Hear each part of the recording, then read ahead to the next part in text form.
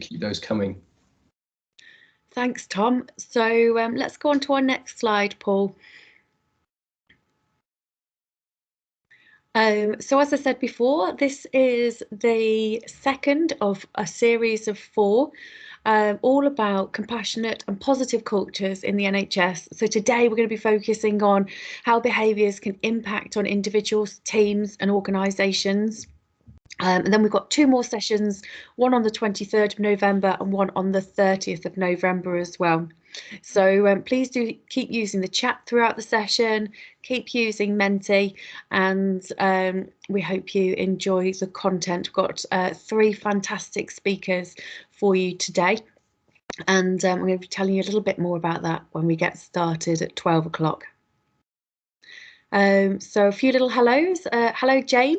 It's just said hello from UHNM, North Midlands. Welcome to the session today, and you'll be seeing throughout the time that we've got together, there'll be lots of relevant links popped into the chat room for you. And Paul, could we go on to one more slide, please? Thank you. So welcome to the session. If you're joining us now, hopefully you can hear us okay. We are expecting a little bit of a surge in numbers. We've got about 200 people online at the moment, and we'll be getting going shortly. Thank you so much for joining early. I've got a little bit of a croaky voice today, but no doubt we'll get through. Kelly, Jane is sort of saying what I think we've seen a lot on the Menti already, that a lot of people were saying that the last session was really good, and my colleague Lindsay will put the link to that in the chat if you missed it. So welcome to today's session, and we'll be getting going shortly. I'm just going to ask for the Menti code to be put into the chat again as some more people join us today.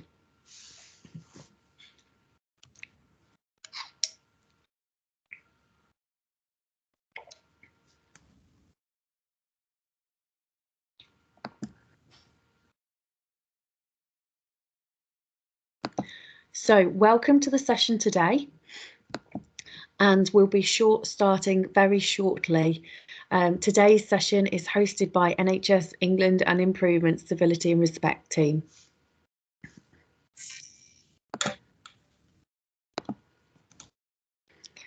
So welcome everybody. It's creeping up to 300 that we've got online at the moment, and we're expecting a little surge to come quite shortly. So a very warm welcome from the Civility and Respect team in part of NHS England and NHS Improvement. Today we are talking about compassionate and positive cultures in the NHS. This is a series, and this is the second of 4 sessions that we're doing. On the next slide, you'll be able to see our topic for today, which is how behaviours can impact on individuals, teams and organisations. And this is really about how to be the best version of yourself. On the next slide, you will be able to see a little bit of our aims for this programme. So what we're going to be doing is understanding what kindness, compassion and positive cultures look like, spreading awareness of civility and respect, and empower NHS staff to help eliminate bullying and harassment. We're going to be sharing with you what support is available to promote civil and respectful workplace environments, and we're going to be providing you with some tools to help yourselves benchmark and take some action. On the next slide, we have a little bit of content about the rest of the sessions. So as I said, 4 sessions, all about positive cultures in the NHS. We've had 1 already, and the link to the recording will be going into the chat in a moment. We've got today's session about the impact of behaviours, and we've got 2 more sessions which I've just seen the links go into the chat for as well. On the next slide, I just wanted to let you know some of the housekeeping for today. Oh, we've got our agenda for today before our housekeeping. So we've got a very warm welcome to Kenny Gibson. Kenny is the National Head of Safeguarding here at NHS England and Improvement, and he's going to be talking about how to protect yourself from bullying. Then we've got Paul Devlin. Paul is an improvement manager for the Emergency Care Improvement Support Team, going to be talking about NHS kindness and positivity, being the best version of you. And he's going to be doing a double act with Nikki Pointer, who is at Maidstone and Tunbridge Wells NHS Trust. And she's going to be talking about a great place to work, an unprecedented approach to creating an environment for staff to flourish. So I'm looking forward to all of those. Hope you are too. And on the next slide, Paul, this is my housekeeping. Thank you. So you all should be hearing audio now. We're going to put a copy of this into the chat box. Any problems, just log off and log on again. All the slides are available now, and a link will go into the chat, and a recording will be available straight after the session. And on the next slide, I'm just going to show you how to turn off your chat notifications as well to stop any excessive pinging. So on the next slide, and we'll put a copy of this into the chat room as well. So if you go onto your main Teams window, find the chat for today, and you'll find 3 little dots to the side of that. If you just click mute, that should stop all of the distractions from the chat coming in to the into the chat box. So onto our next slide. And this is our Mentimeter. So we'll be using Menti throughout the session today. And there's 3 ways that you can join Menti. 1, we've got the link in the chat. 2nd, you can scan the QR code, which is on your screen at the moment. And 3rdly, you can go to menti.com and use the code that you can see on the screen here. Please do let us know why you've joined this session today and what you're hoping to get out of it. Now, some people have been adding to Menti already. Tom, do you want to tell us what you're seeing on Menti? Sure, lots of people joining after they enjoyed last week's session, so that's fantastic to see people joining again. Lots of people joining to learn a bit more about the topic, what bullying is, how it happens, how to prevent it. Lots of people joining as it's part of their role, so health and wellbeing managers or champions in trusts. Lots of people wanting to improve organisational culture, improve the way that their team understands the topic, and also lots about sharing and learning. So please do make sure you use the chat and share what you're doing, connect with other people that are doing great work. Understand what others are doing, how to find some more ideas to use in my role, and people also coming for positivity as well, and because they enjoyed last week's session. So hopefully this is well, it will be full of positivity again today. So lots of great content coming there. Yeah, thanks, Zoe. Thanks, Tom. So please do keep adding to the Menti link, and we'll put the link in the chat. So on our next slide, and then over to you, Tom. Thanks, Zoe. So next we'll be hearing from Kenny Gibson. He'll be answering the question, how do you protect yourself from bullying? So Kenny is Deputy Director at NHS Safeguarding, the national team. Kenny has a wealth of knowledge on this topic, and that is also great to follow on Twitter. Lots of stuff coming through on Kenny's Twitter, so please do follow that. It's at Kenny Gibson NHS, and we'll be popping that in the chat box. But without further ado, over to yourself, Kenny.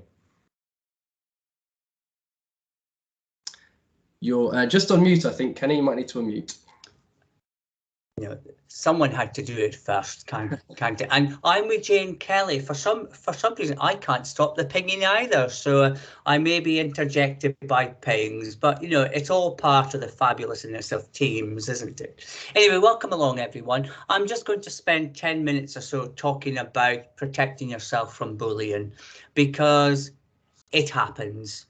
And part of what we've learned in the safeguarding arena is that we need to support the victims of bullying, but perhaps we've also got to become courageous at calling out bullying when it happens. So the slide, please. I only have one slide, and here it is. Even at Skipton House, I've had witnessed bullying. It was sitting next to a room on one of the floors when through the ventilators we could hear raised voices. And myself being curious, those raised voices were getting louder and louder, and expletives were beginning to creep into the conversation. And my intuition as a mental health nurse and also as a clinician, but more important, a colleague, I heard bullying. And I didn't ignore it. I listened and I began to take action. So I went to the door, and I've learned, to be professionally curious and confidential inquiry by knocking on the door and asking a confidential inquiry question. So my question was, is everything okay in here? And I just left that as silence. And what I saw was bullying. I saw a gentleman standing and other staff sitting, mainly women. And I began to think about that coercive control, that mannerisms, those neurolinguistics. And in my eyes and in my ears and in my stream of consciousness, I saw bullying. And so I had to think about what to do with it. And this is where we have to turn it to a positivity. We have got to begin thinking about how does it feel to be bullied? But maybe we have to be courageous enough to think, how's the bullying feeling in order to demonstrate those behaviours at work? So we have to become a bit trauma informed, because all bullying, whether it's coercive control at home from your loved ones or your family, whether it's microaggressions in our communities as we travel to and from work or at work, whether it is outright gender-based bullying and coercive control, I believe that we've got to turn that into an affirmative positive and begin thinking about how do we support the victims? And more importantly, how do we understand the mindsets of people that think through their social norms that it is absolutely acceptable to be shouting loudly with expletives at work, because it isn't. It isn't. We know it isn't. It isn't ethically correct, it isn't morally correct, it isn't professionally correct. But we need to make a stand on these. We need to make a stand both for the victims. So we have got to understand how victims feel, and we've got to listen to that. And in listening to it, we have to bear witness in silence. Silent and listen in my safeguarding world have the same letters for a reason. You cannot ask anyone to bear witness to their bullying if you're not silent to listen. You've then got to believe how they're feeling. That emotive, visceral reaction to being bullied has got to be believed. And then you must do something. So listen, believe, and do something is the mantra that I think we should all adopt when we think or when someone's disclosed to us that they're being bullied. Because if we don't, what will invariably happen is that bullied person, that traumatized person, can become a victim, can be ill with that, because they're living in an adrenaline world for it to happen again. Or sometimes that victim begins counter-transferring and begins being a bully. And this is where my world of safeguarding begins exploring the whole life course of what it is in our families, our social norms have built a few of us, indeed, maybe even many of us, to think it is appropriate to be gender bully. It is appropriate to be a faith bully. It is appropriate to be a bully of others with different coloured skin. Because it isn't. But we must have the ability to listen to that journey and then deal with it in an adult way and have meaningful conversations. It is absolutely critical that we understand bulliers, because many of them have had their own life course trauma. At home, their life may not as they would wish to be. And so we've got to understand something called inhibitors. What is it in our workplaces or at home that leads us as citizens to think, you know something, I've got a learned experience that if I shout, or I use emotive words, or I use my authority or positional leadership to get people to do as I like by loudness and size and standing and positioning myself, then those inhibitors will drop. Because a bully at work will invariably learn that it's okay to be abusive at home. It's okay to go from coercive control. But when do you stop at coercive control bullying? When do you stop using the weight of the word and begin using the weight of your hand? When as a bully do you begin using the weight of your hand to become being a domestic violence abuser? So I would seek a call to action, a positive call to action. Let's support people that we think are being bullied. Let's definitely support people that come to us and feel bullied. We listen to them. But more importantly, we begin understanding the fact that bullies are themselves in a position or a cycle of trauma that needs to be limited and stopped. And they need as much support to stop their behaviours turning hostile, turning coercive, controlling, because that only has one journey in my world, and that is towards violence. We don't need violence. We don't even need coercive control. So let's begin thinking about stopping bullying, calling out bullying, and opening that door where we hear raised voices and expletives and saying, is everything okay in here? Thank you for listening.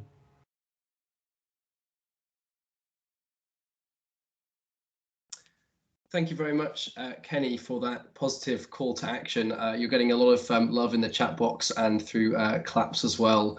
I particularly liked the listen, believe, do mantra. I think that's something we can live by, and it's very easy to bring ourselves back down to what we can actually do to move forward. As I said, do follow Kenny on Twitter.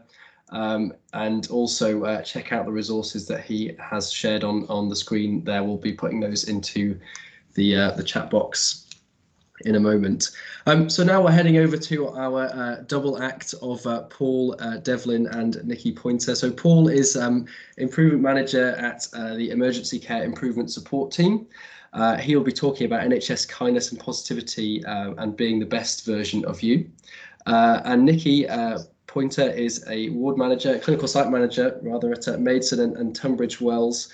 She's lead for NHS Great Place to Work, the national programme. So over to yourselves, Paul and Nikki. Tom, thanks very much indeed, and thank you, colleagues, for letting us to come and talk to you today about something that myself and Nikki are incredibly passionate about, and having the opportunity to meet Kenny for the first time, having followed him on Twitter for a good while now. leaves me a bit starstruck. So he's fantastic. So please do check Kenny out on Twitter and LinkedIn. He's brilliant. Some of the stuff Kenny puts out is absolutely fantastic. So thank you. So thanks, Paul. If we could just pop on to our first slide. As Tom mentioned, I work with the National Emergency Care Improvement Support Team. I have a special interest in kindness, positivity and self-esteem. And one of the things I found myself getting used most for as an improvement change agent for the NHS, massive advocate for the Horizons approach to helping frontline teams make sustainable improvement, was to build agency and colleagues, help them have a belief that they can make the world a better place. They can do something to improve patients' and colleagues' experience. And that's why we're here with you today, guys. I'd just like to kind of shine a light on Nikki. Nikki, do you want to put your mic on and just say hello? Say hello to everybody, just so people can say hi to Nikki. Hello, my name is Nikki Pointer and I'm currently a clinical site manager at Maidstone and Tunbridge Wells NHS Trust. And as pointed out, I am the lead for Great Place to Work, where I am. Brilliant, thanks Nikki. So Nikki's we're going to do a double act, as Tom mentioned, so I'll take you through half the slides. We haven't got masses, but we are going to flick through them in a little bit of a pacey order, just to introduce you to the concept of what we're going to talk to you about today. And what we're hoping is that if we put our details, our emails and Twitter handles in the chat, we're hoping that a few of you will probably hook up with us afterwards. And the other thing I'd just like to do before we get into the session is to give a shout out for Fab Change 2021, the Academy for Fabulous Stuff event, which is on Thursday the 24th, next week. Part of that event is us having a kindness and positivity virtual tent as part of that event all day long. So if there's anything at all you like the sound of in the slides today, please hunt out Fab Change 21, and we've got quite a bit of content and drop-in sessions running all day next Thursday for you as well. Brilliant. Thanks, Paul. If I can have our first slide. So guys, I just wanted to point out, I mean, obviously we all appreciate that kindness is a really lovely thing. And it's a nice thing to do. And if we're on the end of an act of kindness, it can often make our day. But what I really wanted to point out with this slide is that you probably don't have any idea how contagious kindness is. And this is a lovely little example of Starbucks drive-through coffee outlet, whereby the driver at the pay station asked to pay for the drink, the order of the driver in the car behind. Now, the drive-through team leader on duty for that early shift was into all this kindness and positivity stuff. So she thought that she'd count how long this, what we call a random act of kindness, went on for. And surprisingly, and this is why it was shared right across the Starbucks group, and it's a lovely little positivity case study we use in the kindness sessions. What people didn't realise was that it went on for 2.5 hours before it stopped. Now, on a drive-through Starbucks branch, that's around about 150 cars. So that just shows you how contagious kindness is, and particularly random acts of kindness. It's a massive reason to do random acts of kindness, I guess.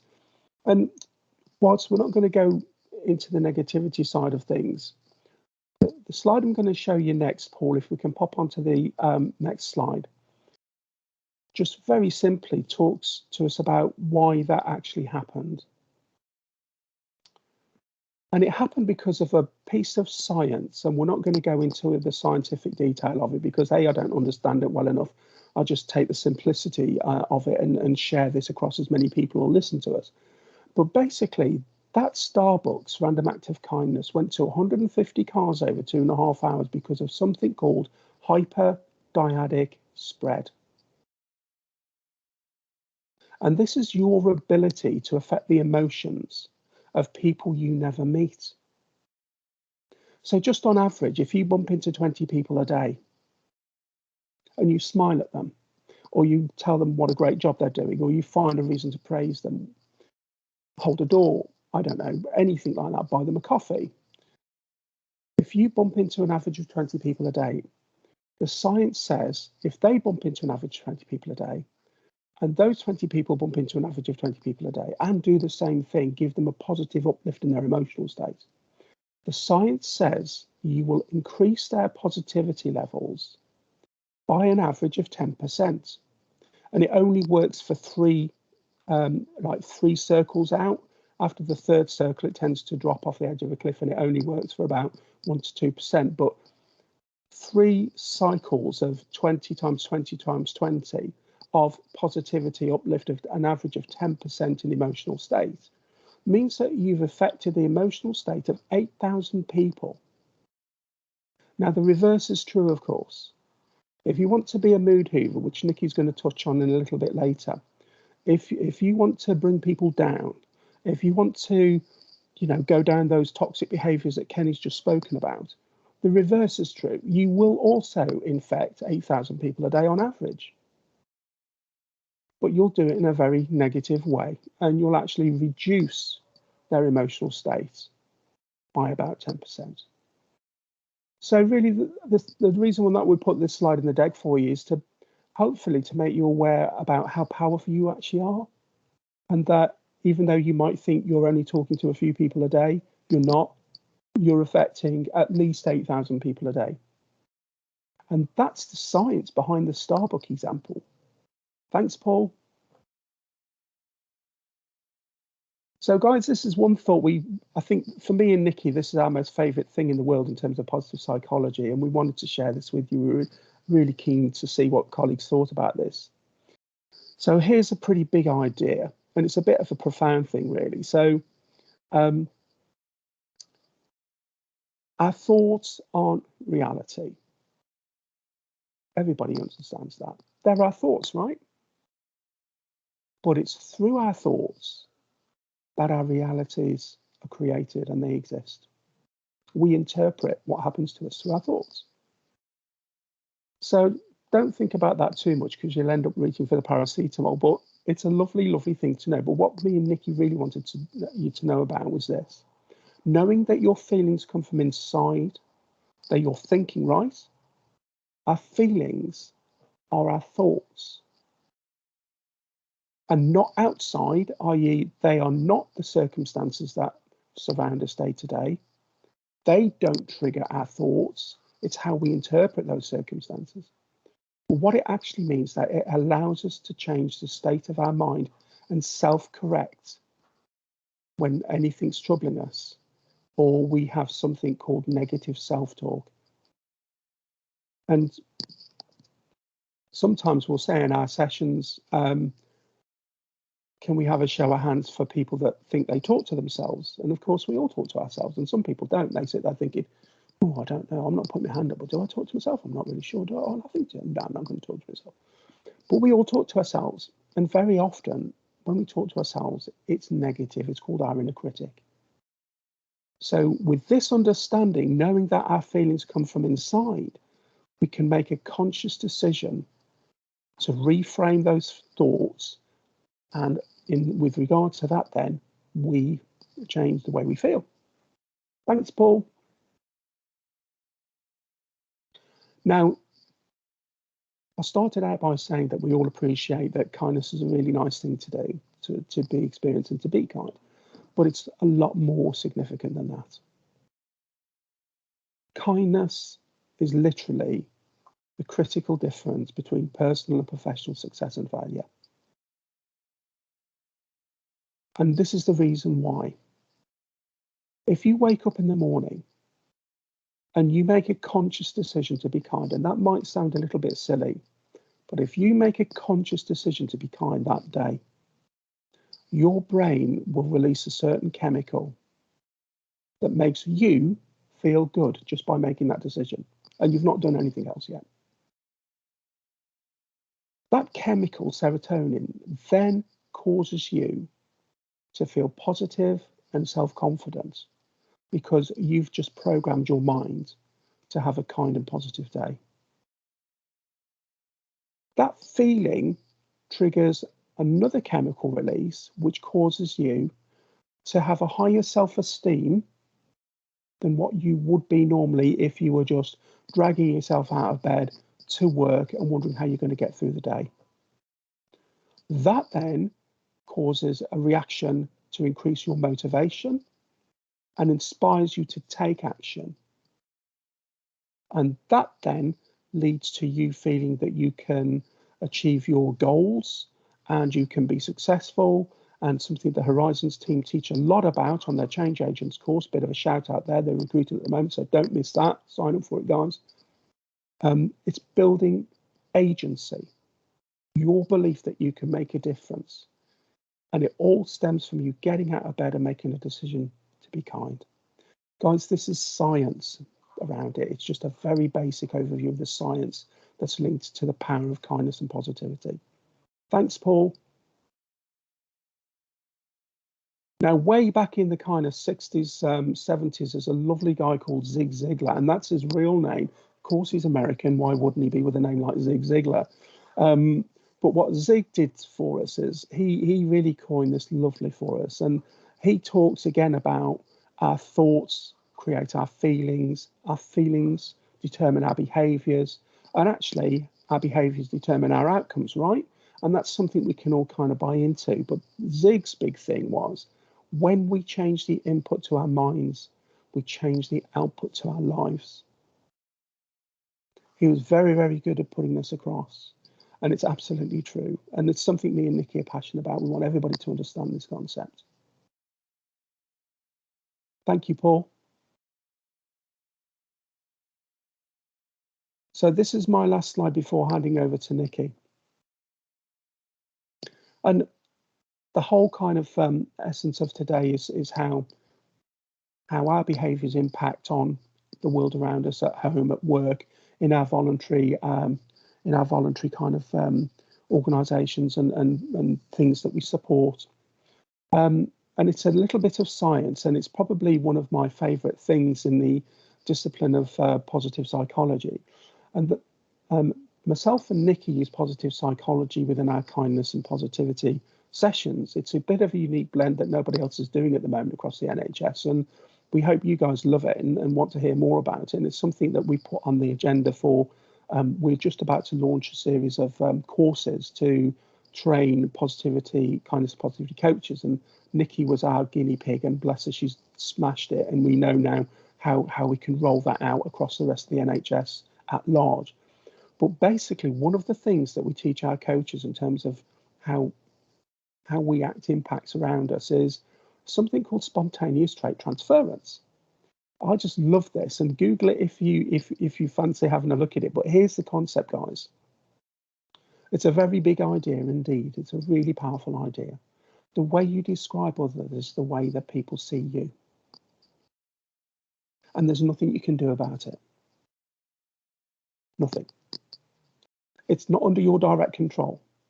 What happens is if you overhear somebody talking about a colleague you both know, and they're full of praise, they're saying how great they are, they're a breath of fresh air, fantastic addition to the team, and you love working with them because they're so positive and they're so helpful to others around you, right?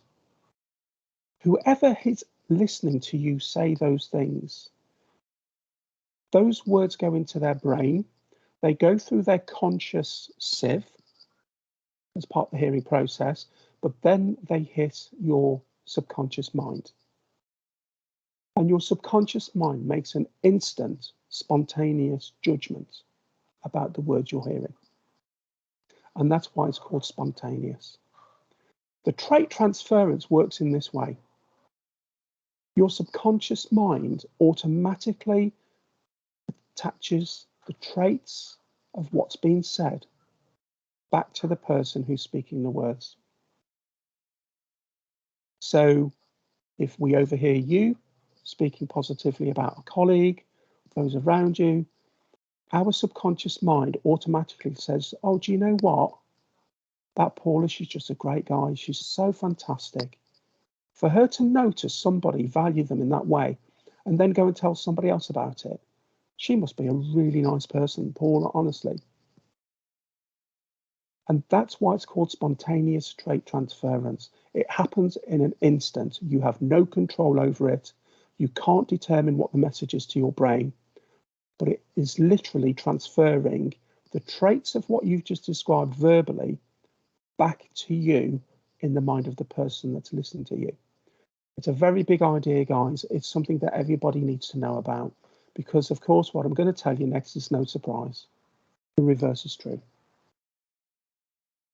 If you speak negatively about people, if you bring people down, if you talk in a negative way behind their back, if you're a mood hoover, which Nick is going to touch on, people will automatically associate you as a negative mood hoover that drags people down, and they just don't want to be around. And you might not actually be, but because you're being portrayed in that way, that's what people will think of you. Thanks, Paul. It's over to Nikki.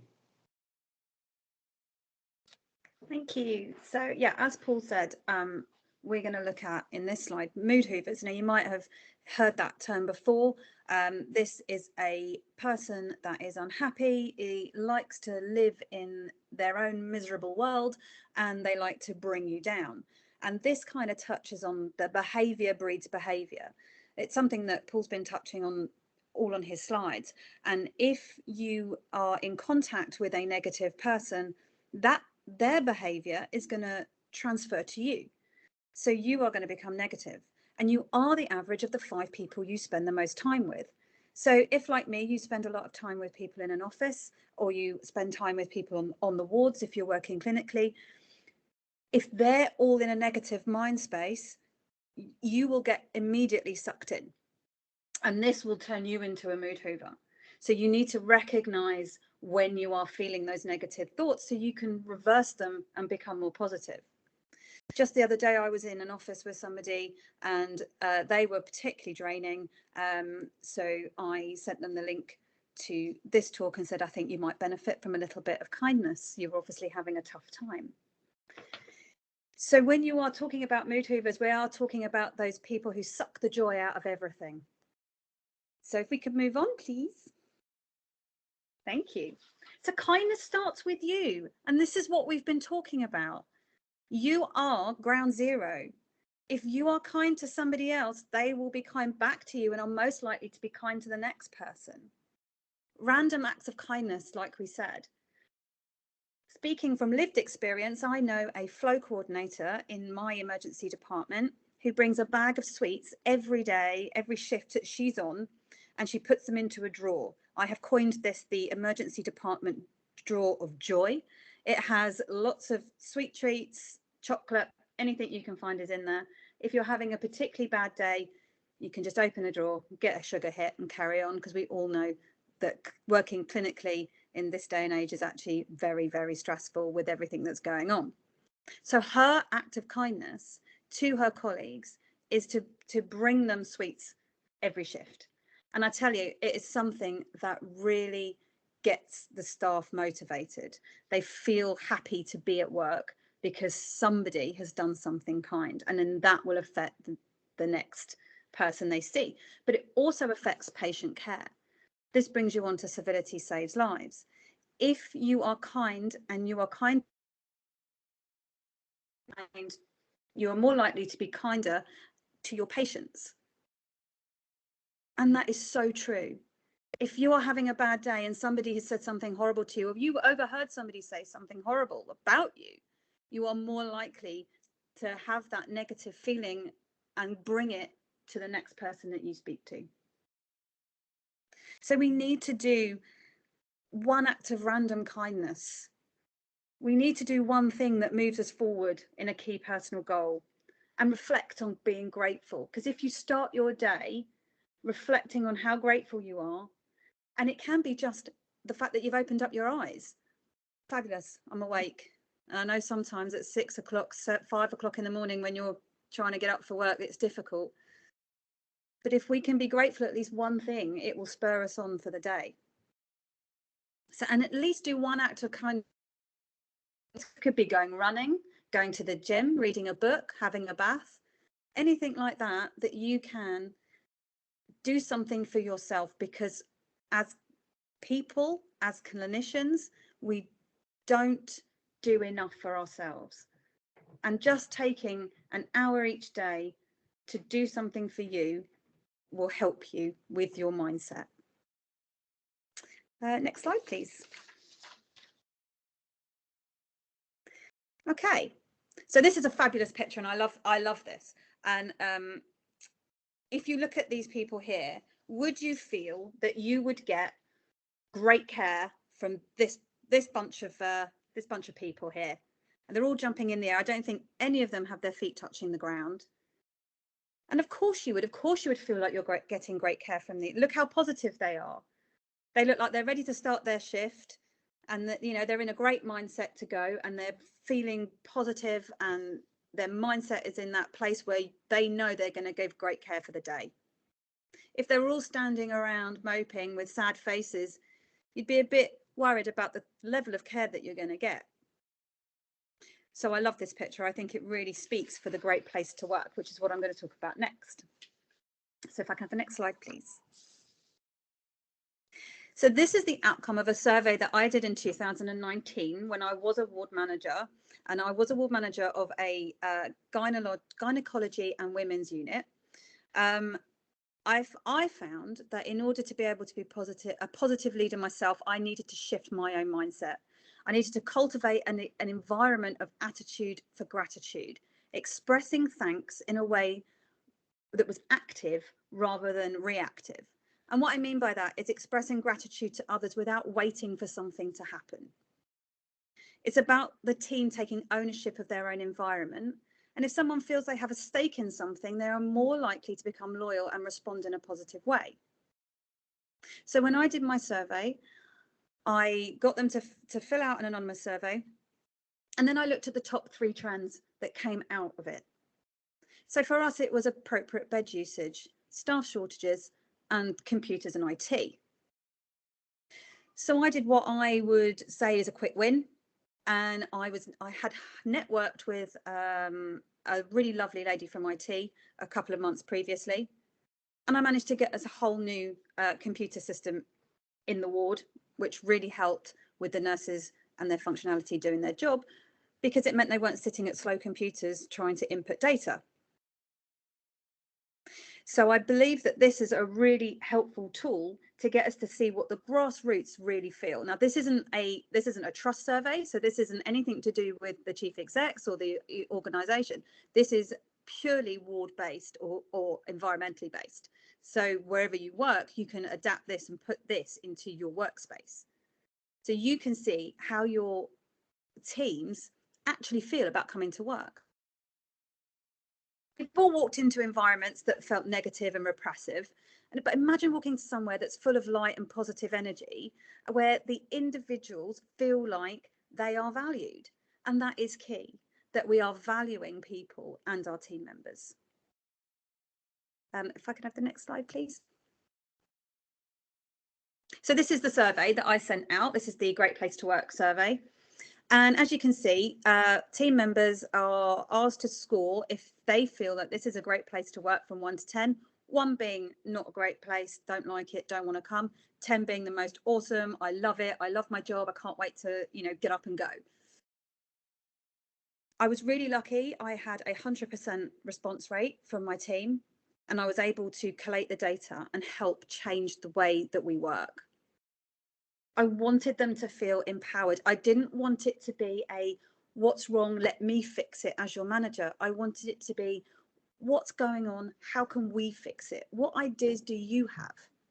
So when I did get the responses, when I did find the top 3 trends, I put a flip chart paper on my staff board with the 3 top things that were the problem, and I wanted their ideas of how we could all face it. So what are we going to do about the IT? What are we going to do about the staff shortages? What are we going to do about the bed state? How are we going to work as a collective team to bring this to the senior managers to say, this is what we need to do? And we're willing to do the work for it. So it's a really simple survey that we can do to truly understand how our team feels. Next slide, please. So there is evidence that routine gives us a sense of safety, a warm feeling of comfort that we know what we're doing because we've done it over and over again. As humans, we crave connection, we crave communication, and the desire to speak and be heard. A great way to disengage a group of people is to tell them that they are wrong. How many meetings have you been in where you've been dismissed or not even given the chance to voice your opinion? Instead of saying I don't agree, I think that's wrong, why are we not saying, can we explore it? Have you thought about this? We can figure it out together. Telling someone they're wrong and using negative language makes them defensive. What we need as a team, we need to empower and make change. We need to rock the boat without falling out of it. And that is something that the School for Change teaches you, which I do, as with Paul, you all need to go on. It's amazing. By expressing an interest in their ideas and opinions, you engage a conversation that becomes open and a learning opportunity rather than a defensive conversation. People that are positive and happy often are seen as disconnected and clueless. And I've had this a lot as a lived experience. As a generally a positive person, if I walk into a room and I say hello to everybody, I guarantee there's one person that will be like, oh God, here she comes, little Miss Sunshine. And that person is the mood hoover. That's how you know. But when people feel like the positive people are disconnected and clueless, they're the ones that have their own negative feelings and they can't feel the positivity because they're so engaged in their negative thoughts. So as I said before, negative behavior breeds negative behavior, just like positive behavior breeds positive behavior. And if you promote positivity in your environment, you inspire others to be happy and be their best self and to get them to their full potential. And you will find the majority of people will follow suit. So if you are positive and you are in a great mindset and you say hello and you smile to people, they will smile back. Repetition, doing things over and over again because it feels comfortable.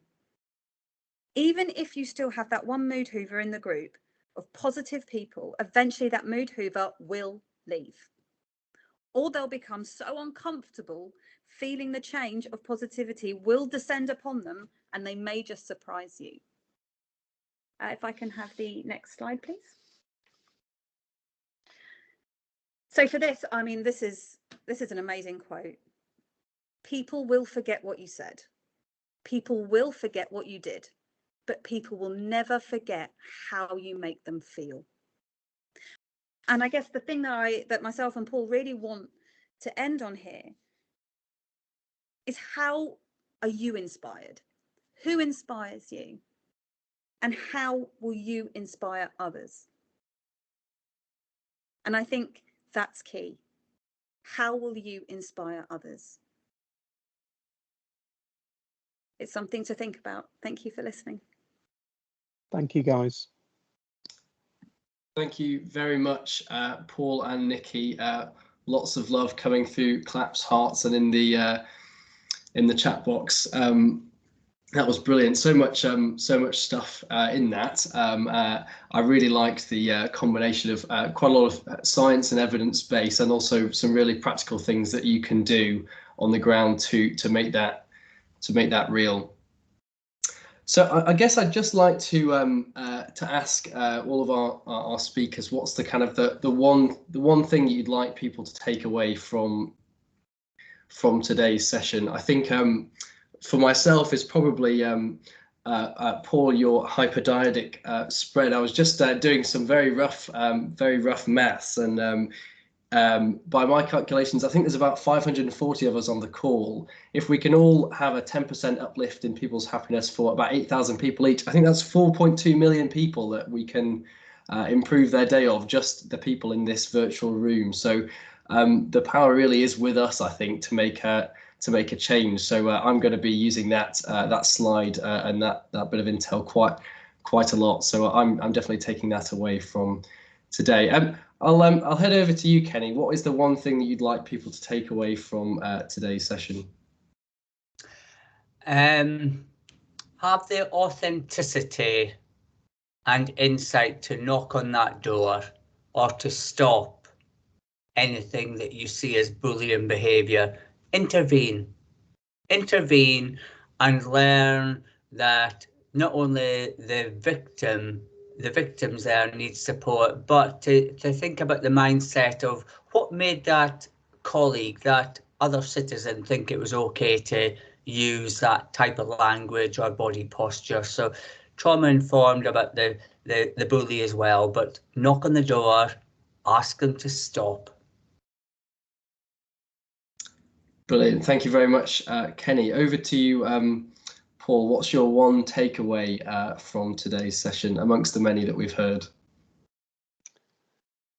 Gosh, there's a few, Tom. Thanks. I think for me, the one key thing I'd like colleagues to really think about is the fact that we can change how we think.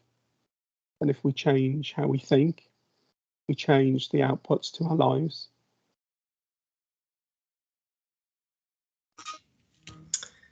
Thank you very much, Paul. Again, really powerful message of the things that we can do. And I know there was some sharing of the School for Change Agents in the chat box as well, which is an NHS Horizons course on exactly tools and skills for doing just that. So thank you for calling that one out, Paul. Over to you, Nikki. Hi, thank you. I think one of the things I'd like people to take away is that negative behaviour doesn't have to mould you. It doesn't have to infiltrate you. You don't have to play the game. You don't have to sit along with it. If you can feel someone's negative energy, it will zap you. So you just need to be mindful that you don't need to take that on board. You don't need their negativity in your soul, in your headspace, in your body. So being a positive and kind person, you will just reflect that straight out.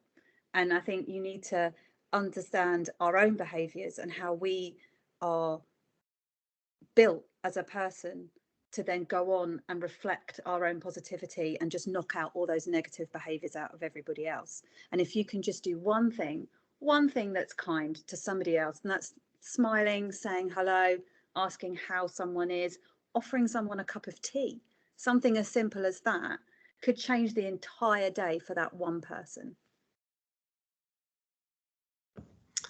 That's brilliant. Thank you very much, Nikki. What a great point to end on. So I think we have our Mentimeter still open, so you should be able to join that in the same way that you joined previously. So either via the link in the chat box or by going to menti.com and using the code 71279337, or you can scan the QR code on the screen with your smartphone. The question what they're asking is, what further advice and support would you like from the National Civility and Respect team? So what further advice and support would you like from the National Civility and Respect team? Thanks, Tom. Yeah, so we're just going to pop the Menti back into the chat box for everybody. It's also on the slide. We've got a couple of questions for you and then a little bit further info before we finish. So the Menti link's just gone into the chat. So what further advice and support would you like from the National Civility and Respect team? So if you've got any further questions or anything that you'd like answered, please do add it into there.